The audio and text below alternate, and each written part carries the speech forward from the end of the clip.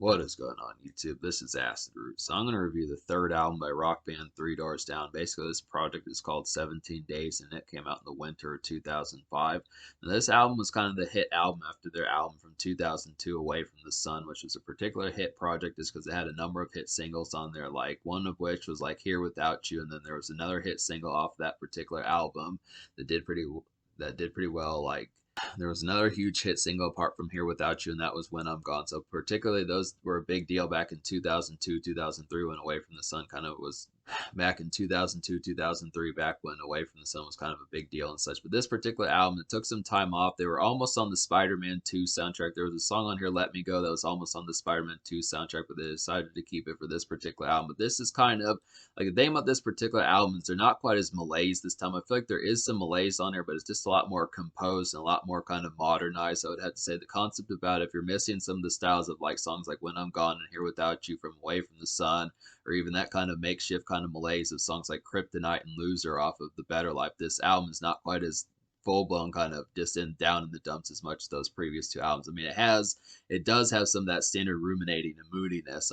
This album does have some of that standard ruminating and moodiness on it from last time and some of those previous times, but it just has it in a different kind of composition. I would definitely have to suppose it's just kind of the concept that's a little bit, like I was saying, a little bit more modernized, a little bit more factory and kind of industrialized. I just would have to say it's just more of the concept of just a little bit more steadfast just within the concept. It's just not quite as anguished. I would have to suppose just a little bit more kind of like, just the more stead the thing about this particular album is it's very steady. I would have to say I feel like the character on their 2002 album is just a lot more compelling just because it really felt like there was just a lot of malaise about it that just had similar to like rappers like Eminem and Hopsin and some of those type people that just were known for like their compelling kind of ruminations and stuff like that. I feel like Brad Arnold on that particular album was just a very compelling character. It's not to say this album is not compelling, but it's just kind of in a more steadfast type function this time, where it's just not quite this character. This album just does not ooze with as much character as the previous two albums, but it's not bad. This album's going to get pretty rave scores, just more stock and just kind of more the lyrics have just been simplified and they're just not as depthy this time in terms of that concept, but it is a pretty good album. I would have to say it's just more modernized, I would have to suppose, because they really did I mean their 2002 album was a big deal. It had four singles off it and two of them were top five hits on the Billboard 100 and stuff, so they just kind of had that particular they just had that particular kind of marketing that kind of pushed them along as far as that pitch kind of happened. But yeah, this is an excellent album. This is another hit for Three Doors Down. I would definitely have to suppose. Initially, I was kind of wondering about it, but I do feel like this concept is pretty strong as far as that kind of concept. As far as that concept kind of happens, I would have to say. So there were five singles off this particular project. And we'll go ahead and talk about these. I would have to say. So some good stuff here. Basically, the first single was Let Me Go, and this was initially supposed to be on the Spider-Man 2 soundtrack, but it wasn't. So this is a good concept. This is a pretty hit single here, I'd have to say. This is like a malaise kind of evening alternative rock gem, I would have to say. It's got light guitar licks on this particular song, and it's just kind of a simmering late summer commerce of a tune, I'd have to say. Pretty light of a song. Just real kind of light. This is just a pretty light, modernized type rock bop, I would have to say. Good for like some summer commerce as far as that pitch kind of particularly kind of happens. Just really like the pitch behind it. But the thing about this particular song is this, it's not, like I was saying before with the more modernized type lyrics, I'd have to say it's just the more kind of crafted type song where the lyrics have just been kind of more simplified. It's just, it kind of feels more simplified, I'd have to say. I think that's kind of the concept about it. It just feels like these lyrics are a little bit more simplified. It's not to say they're bad, it's just kind of the concept that just compared to a song like Kryptonite, which just really had some of that depthiness and it was just real compelling type song. I do feel like this song has a particular kind of bustle about it and it is a pretty catchy song, but it's just kind of the concept. I just wonder, I feel like Kryptonite's going to be the song that gets more plays nowadays compared to this particular one. It's the same thing with like Here Without You or When I'm Gone or some of those particular type ones. I'd have to say it's kind of the same pitch about it, but this is a pretty strong song. This was a big deal back in the 2000s. This hit the top 15 of the Billboard 100, so this is the largest charting song off this particular album. It's just kind of really like the light kind of feel of this particular one. It's just a good summer breeze, kind of summer romp as far as that pitch kind of happens, but it does retain some of that makeshift kind of malaise that they're typically known for. So it's a post grunge song, but it's just kind of alternative rock. It's just kind of alternative rock in the same pitch, I would have to say. So that's a nice one. Behind Those Eyes is the second single, and this is more kind of Behind Those Eyes is the second single, and this is kind of more vintage post grunge. I would have to say this is like a 2000s post grunge gem hit. I would have to say this is a 2000s post grunge gem. I would have to say it's a hit single, definitely. It's just a hazy kind of late day commerce of a song. I would definitely feel like it's just a regular day fare, and it's just an overall kind of hit song. So this one's kind of stock of like Three Doors Down. This is the same sort of pitch to like Nickelback and folks like that kind of have Puddle of Mud and Stained and some of those type folks as far as that pitch kind of happens. It's just a real nice one. Really feels like typical kind of alternative the metal and post grunge out of the 2000s as far as that pitch kind of happens. It's the same kind of bemoaning and that type of stuff. Not like bemoaning's a bad thing, but just kind of the concept of that standard kind of fare. If you were to take a stock song out of post grunge out of 2003, 2005, 2007, when that was like the hugest subgenre, when that was like one of the hugest subgenres out of rock music, I'd say this is a pretty good stock kind of song. I'd say this is a pretty good stock kind of song to have in that particular market. So that's a nice one, good, easy kind of highlight. The third single is Landing in London. The third single is Landing in London, and this has Bob Seger as a duet on this particular song. This is the only real feature on this particular album, but it's still a pretty good highlight to kind of get this one. This is definitely like a darker kind of makeshift moodiness of a song, I'd have to say. This is like a catchy kind of brooding that this song particularly kind of has, and this is just vintage Three Doors Down with like an extra sense of drear upon it. Bob Seger really contributes to this sort of song. I don't really know too many songs by Bob Seger, but I'd have to say he has a pretty good pitch on this song also. It's just, it really enhances the song to kind of make it more of like a darker kind of swirl, like a hit as far as that pitch kind of happens. This is just like a typical kind of Three Doors Down song with just like an extra amount of drear attached to it. I just would have to say just extra kind of moody, just extra kind of dark and swamped as far as that pitch kind of happens. This one's just kind of like, I would say maybe not as up tempo as Kryptonite, but definitely in the same pitch as like Kryptonite, or definitely within the same pitch as Kryptonite or When I'm Gone, just with some extra moodiness kind of set in just within that pitch, I'd have to say. So that's a pretty nice one. Just a real brooding type song, I'd have to say. So the fourth single is Here By Me.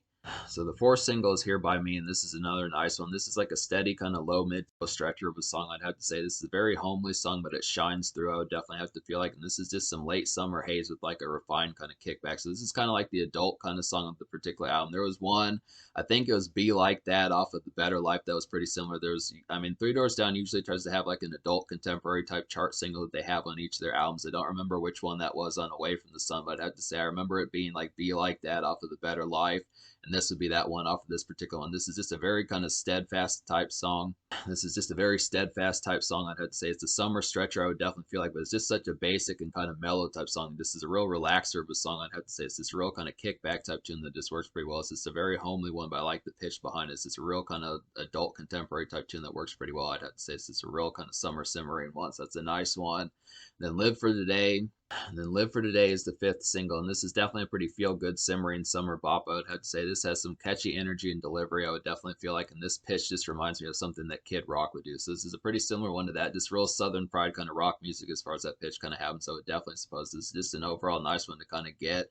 This really kind of feels like a kind of hop and bop type one, a little bit in between like Let Me Go and kind of an in-between type song between Let Me Go and Behind Those. This one's kind of an in-between type song between Let Me Go and Behind Those Eyes, where it's not quite as much of like a romp and quite as much of like rock heavy as Let Me Go, but it's also just a little bit more pep than Behind Those Eyes, I would have to say. This is kind of an in-between type pitch, kind of a nice mid-tempo type song to kind of have for just a good summer type bop. Or just a good summer type bop that just really simmers. It's just good to get some of these summer heat type songs, because despite the fact this album came out in the winter, this is very much like a summer type album to kind of have within that pitch, and a lot of times. So there's just some good bops to kind of have on here just within that concept. But yeah, that's basically the thing about the singles on this particular project. So there's 5 of them, like I was saying, and basically out of 12 songs on this particular album, I wound up recommending to you 9. So I'll go ahead and recommend those 9 songs and we'll get to this album. So basically those 9 songs would be Let Me Go, Behind Those Eyes, Here By Me, It's Not Me, The Real Life, Landing in London, Right Where I Belong, Never Will I Break, and Live for Today. So talk about a few more of these. Like Never Will I Break's a pretty nice one. This is definitely like a feral kind of summer heat of a song, I'd have to say. This is like a bustling song, definitely, and it's just some good motivation. This is just a good romp and outdoor. The song is just a good romp and outdoor festivities tune, I would have to say. So this is a pretty energetic one. There's actually a couple energetic songs on here. Normally I don't side with Three Doors Down when it comes to their energetic type songs. I mean, apart from like Duck and Run, I would have to say, apart from like Duck and Run off The Better Life, there's not too many up-tempo songs, but I think I'm going to have to reevaluate that kind of concept, because I do like Never Will I Break, and there's another song I also like on here that's pretty good, that's Right Where I Belong. So these are a couple of good up-tempo type songs that are more riveting and more rock and metal type heavy that work pretty well, but definitely Never Will I Break is a good highlight for that sort of stuff. It's definitely some summer heat. I'd have to say it's a pretty riveting type song to kind of get that one. It's a real good motivation type one.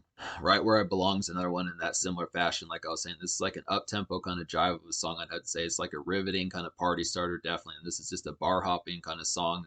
The song is some bar hopping fun, I would have to say. And it's just a crazy kind of outing. And the song is just good for some crazy outing activity, I would have to suppose. So these are some highlighted ones. I'm glad in this particular album, the one thing, something that was kind of a complaint about Away from the Sun back when I reviewed that in August was just the fact that it didn't have a bunch of up tempo kind of songs. And it was just the fact that that album didn't have many up tempo and outing kind of songs as far as that pitch kind of have. I'm definitely glad that they decided to I'm definitely glad that they decided to step out more on this particular album and just have a better time. I just feel like the energy is a little bit more composed this time. I mean, it's still moody, but it's just within a different pitch of being able to have the more riveting kind of energy where their mood is just a little bit cleaned up this time, just within the pitch of having a little bit more outdoor festivities. They're not quite as much in the dumps this time, like I was saying before. So that's good.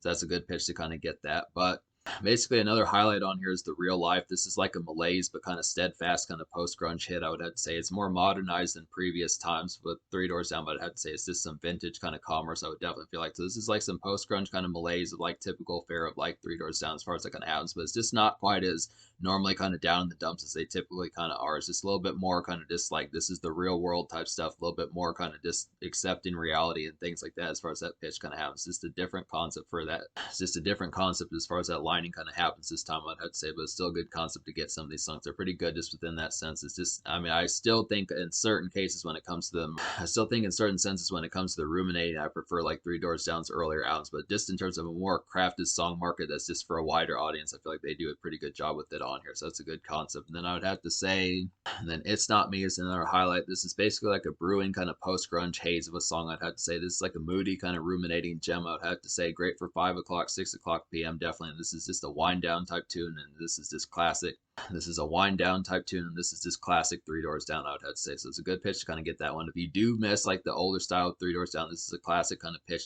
This is a classic pitch from them just within that sense as far as that kind of happens. There's not a ton of songs that have this vintage like there's not a ton of songs that have this vintage type market from them in the 2000 and 2002 days, but this is a good one to kind of have in that retro kind of sense, I'd have to say. So to talk about some of the songs I don't recommend on here, which would just be the three songs, Father's Son, My World, and then Be Somebody. Basically, all of these are kind of more personable songs that I just didn't enjoy as much. Basically, it just boils down to the lyrical composition of some of these. This didn't really resonate with me as much as I would have liked them to. These are just some ones, even when the production is more malaise, when I start to listen to some of the lyrics in some of these, they just kind of had a different composition. They just kind of had like a more kind of uptick and more up-tempo type feel about them just within the malaise. So it's just kind of getting like some post-grunge, and normally post-grunge kind of has like that anguish type stuff, but it's just kind of the concept of being upbeat that it just doesn't really have the same sensibility just within their new kind of resolve on this particular album. I just feel like maybe if it had been on a previous album, I might have liked the pitches of some of these, but some of these topics were just kind of not as affable as what the market probably would have been for some of this as far as that kind of happens. But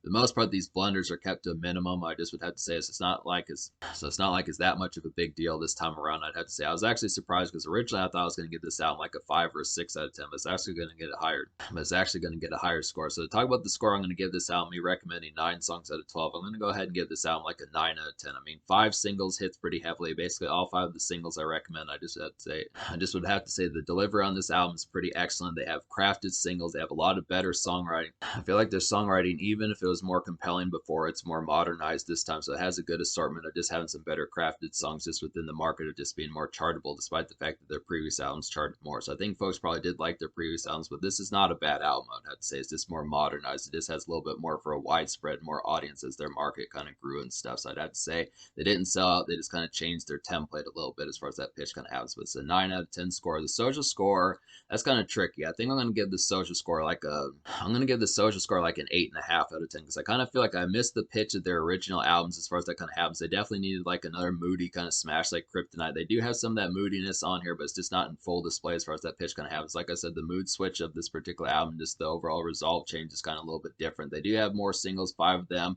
They are kind of, I mean, the composition of like the instrumentals and stuff like that, the instrumentation of the band and stuff is there. I definitely feel like the band work is pretty excellent. It's just the fact that the lyrics are just not quite as forlorn this time. I just kind of feel like it just has a better resolve compared to before that just makes it a little bit different when you actually listen to the album. That's just kind of the thing about it. It's definitely social. It has a couple of uptick This album has a couple uptick party stars and things like that. Not terribly many, but just enough to kind of do the job, I'd have to say. So it does have some social kind of outlets. It's kind of the fact that this really boils down to like the lyric composition, I'd have to say. So that's basically the concept of an 8.5 social. So in terms of the future, like Three Doors Down, it's been gone since 2016, I'd have to say. So hopefully they get some more stuff back in motion as far as that pitch kind of happens. But I actually have some more stuff to review by them, including like a greatest hits album. So I'm going to get to some more of these.